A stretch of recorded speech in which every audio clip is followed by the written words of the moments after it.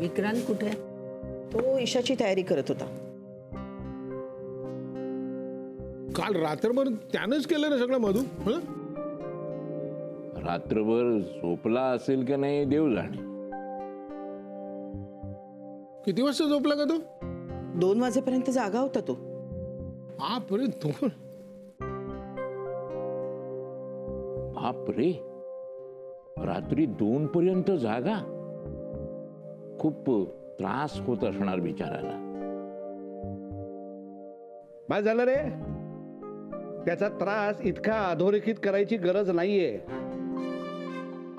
आणि विजय, मला कळतंय बरं का तुझं काय चाललंय ते. म्हणजे हे सगळं मुद्दामून तू माई समोर बोलतोयस ना. म्हणजे माईला त्याची दया येईल आणि मग माई. अजिबात नाही. मी आपलं जे काय घडतं ते सांगितलंय. हो ना. तू तर बोलूच नकोस. अरे तू न बोलून शहाणा आहेस. बस. त्यांनी तिला आणलंय तो तिला बघेल. कळलं?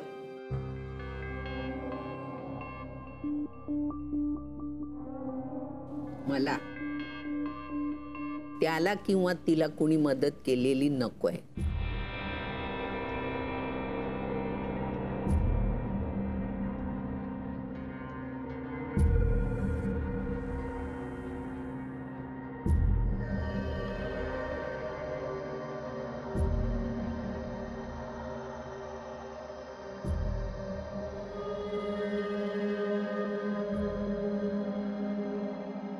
काय दिलंस तिला खायला?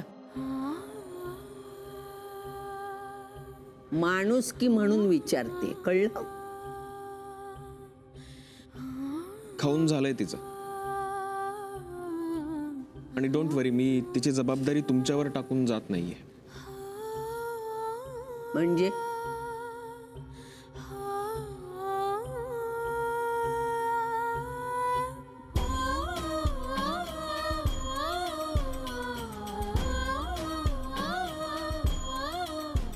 बघ,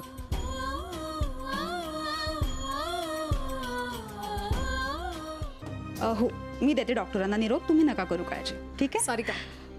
सारिका, कॉफी का नाही पाठवली लगेच? 1 मिनिट हा, मी जरा फोनवर बोलते.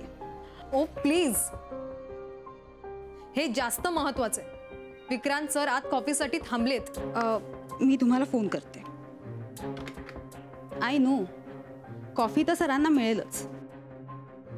काय आहे ना की सरांचं रुटीन असंही आम्हाला माहिती आहे. म्हणजे या अगोदर जेव्हा मानसी मॅम होत्या तेव्हा त्याही हेच काम न चुकता करायच्या. त्यामुळे ह्या कामाबद्दल मला माहिती आहे साक्षी. एक्सक्यूज मी, मला साक्षी मॅडम म्हणायचं. माझी पोस्ट तुझ्यापेक्षा वरची आहे. कळलं? प्लीज साक्षी, हे हॉस्पिटल आहे. इथे पेशंट्स असतात. त्यामुळे इथे शांतता पाळावी लागेल. सो तुझा आवाज आधी खाली ठेव. हो, दॅट्स ग्रेट. म्हणजे आता तू मला सूचना देणार तर? त्याचं काय आहे ना की जर का हा आवाज निर्मला मॅमच्या कानावर गेला ना तर त्या आज तुझ्या पहिल्याच दिवशी ना तुझ्या अगेन्स्ट ऍक्शन घेतील. सारिका, मी साक्षी, आज पहिला दिवस ना? हो. पण मी तशी वागणार नाहीये. मी बावळट नाहीये. मला काम पटकन शिकायची सवय आहे. That's good. पण एवढी घाई पण करू नकोस. काय तू ज्या पोस्टवर आलीस ना तिथे आधी मानसी काम करत होती आणि त्या पोस्ट बद्दल आमच्या सगळ्यांच्या मनात एक आदर निर्माण झालाय. सो प्लीज जरा शांतपणे घे. आता मला इथे थांबायचंच नाहीये. मी फक्त माझं काम करत होते, पण बहुतेक तुम्हा सगळ्यांना माझा प्रॉब्लेम आहे वाटतं. सो बेटर मी निघते. ओ गॉड, काय समजते काय ही स्वतःला? सारिका, सगळ्याच मुली मानसीसारख्या नसतात.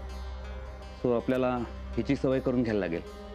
नो सर, मला ना अशी ही मानसी मॅमची खूप आठवण येत होती आणि आता तर ना अजून जास्त यायला लागली आहे.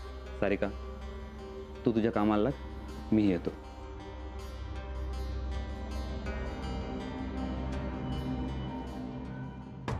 छान छान चोराच्या उलट्या बोंबा चालल्या आहेत. जाऊ दे ग मालती, बोलण्यात काही अर्थ नाही. तुम्ही दोघंही माझ्याशी असं का वागताय ना मला कळतच नाहीये.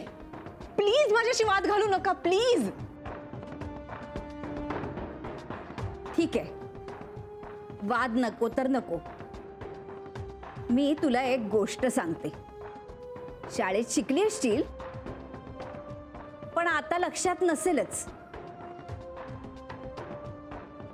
रायगडावरच्या हिरकणीच्या बुरुजाची गोष्ट माहितीये का? गडावरून दूध विकून निघायला उशीर झाला हिराला. पायथ्याशी तिचं घर होतं आणि घरात तिचं तान्हुलं होतं. त्याच्या काळजीनी तिचा जीव कासावीस झाला. आता आपल्याला घरी पोचायला उशीर झाला तर त्या तान्हुल्याला दूध कोण पाजेल? रात्रभर त्या आईशिवाय कसं राहील? या काळजीनी तिच्यात अचाट शक्ती संचारली आणि अत्यंत कठीण अशा वाटेनी ती गडाखाली उतरली. तिने बाळासाठी केलेल्या या पराक्रमामुळे त्या कड्याला तिचं नाव दिलं, हिरकणी बुरुज म्हणून. ही खरी आई. आजी प्लीज. काय प्लीज? काय प्लीज? अगं, प्राणी सुद्धा आपल्या पिल्लांपासून दूर जात नाहीत. आकाशात हिंडताना त्या घारीचं लक्ष असतं आपल्या पिल्लांपाशी. ईशाला का पाठवलं म्हणून तू विचारतेस ना? त्याचं उत्तर आहे तुझ्यातली बेजबाबदार आई. एक मिनिट आजी, वेळ आली की मी माझी जबाबदारी घेणारच आहे. मी सुद्धा गप्प बसणाऱ्यातली नाही. आणि माझी वेळ आली ना की तुम्हाला कळेलच हिरकणी आपल्या बाळाला कशी भेटते ते. म्हणजे काय करणार आहेस? मी जे काही करणार आहे ते मी आता तुम्हाला सांगणार नाहीये आजी. मग कधी सांगणार आहेस आणि कधी घेणार आहेस जबाबदारी? सांग आता, सांगूनच टाक तुझ्या मनात काय चाललंय ते. या म्हाताऱ्या आजी आजोबांना एकदा काय ते स्पष्ट सांगून टाक. तुम्ही दोघंही प्लीज प्लीज वाद घालू नका माझ्याशी या विषयावर प्लीज. तेच आम्हाला सारखी गप्प करत राहा आणि आमच्यावरच उलटे आरोप करा. कठीण आहे का आपलं मालती, खरंच कठीण आहे. प्लीज मला मोबाईल मिळेल का? तुमच्याशी बोलून ना माझा स्ट्रेस वाढतो. गेम खेळून किमान स्ट्रेस तरी रिलीव्ह करेन मी. प्लीज द्या.